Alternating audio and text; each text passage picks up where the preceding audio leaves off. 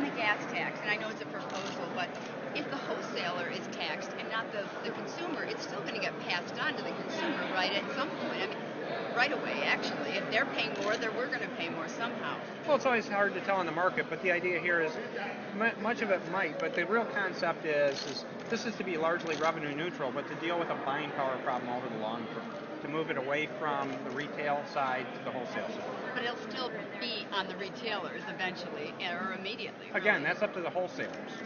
Governor, are you planning on going to the feds at all now with your bridge proposal, now that it seems dead in the Senate? We're continuing a dialogue with the legislators. I talk to them on a regular basis, and we're going to continue a dialogue in that capacity right now. Next year or this year still? Again, the Senate Majority Leader has said he believes they're busy enough it could be off to next year, but I'm still optimistic. I'm going to keep working on the bridge project. Governor, isn't it fair to say that motorists will end up paying more to do your program?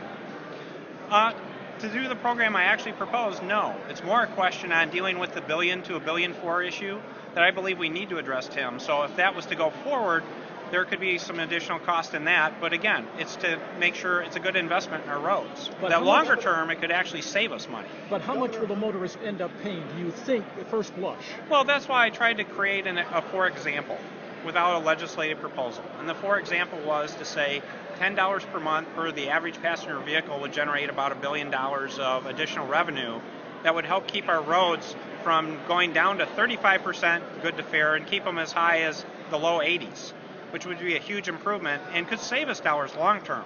So it's what time frame you look at. If you look in the immediate case, it could be some additional costs. But if you look over a lifetime, it could save us money. But Governor, hypothetically, that proposal that you floated, I mean, it would take a lot of people out of the market to be driving their vehicles. I mean, a lot of them would have to give it up. Again, that's for the citizens to decide. This is about having a public dialogue. Because if you look at our infrastructure, where would we be if we have 35% roads that are good and fair? And what do you do that? That would be much more expensive than what we're proposing today. So in terms of a better answer long term for our citizens, this is clearly a better direction to go, is to say, let's have a dialogue and discussion now about investing more in our roads rather than to invest multiple times more in the future. And I've been tweeting like a madman here, and the things that have been getting people excited are two things.